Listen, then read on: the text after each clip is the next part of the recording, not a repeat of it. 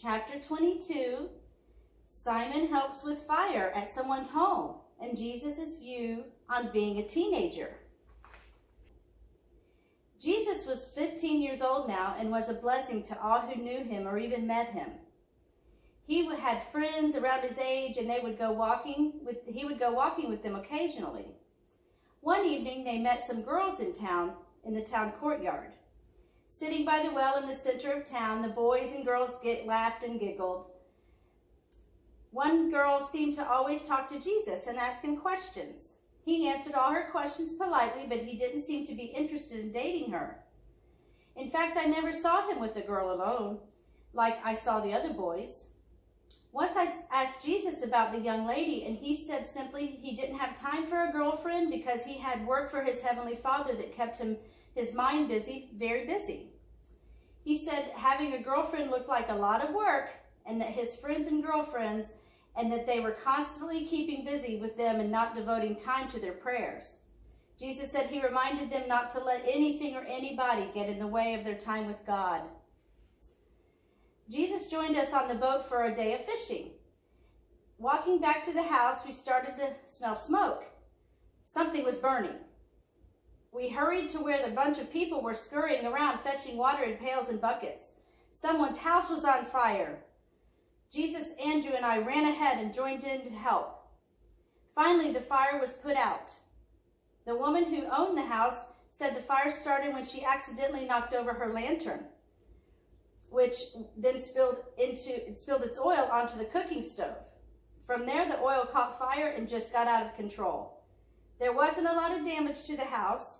She ran to get help very quickly, and so she didn't lose her whole house. Deborah insisted that she come eat supper with us so her house could air out. The woman's name was Mary. She was good friends with Jesus' mother, Mary. We had never heard Jesus' mother speak of the woman, but Deborah said she had seen the woman at Mary's house sometimes.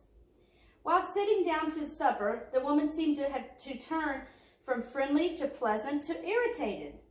One minute she was smiling and kind, and the next minute she would be a little curt with the boys or impatient with having to wait for the meal to be served. We finished the meal and I walked Mary back to her home. As we walked, she explained that she moved to Capernaum from Magdala. This was a small town near Nazareth. She said she had no husband or family of her own. She said once she moved here, she met Mary, Jesus' mother, and they became friends. She said Mary was just about the only one who would talk to her. We reached the house and it did not smell smoky from the fire. Mary said she would be fine, so I told her good night and I went back home. That night, Deborah and I sat up on the roof after putting the boys to bed. We could see Mary and Joseph's house. Boy, they had a house full of children, but they were all happy and healthy. The older ones were still awake, but you could see the preparations for putting the little ones to bed. With 7 children, Mary really had her hands full. Every day, chores had to be monumental. Just to provide for such a large family, it took a lot of work. But God provided for them, of course. God certainly provided many customers for Joseph's carpentry shop. Looking over to Mary Magdalene's house, I saw her moving around inside the house. She was probably cleaning up the mess from the fire and water. Hopefully, she would go to bed soon and rest. Then she could clean some more tomorrow. No doubt, Mama, Deborah, and Mara would help her clean and sew some new things for her home that she lost in the fire.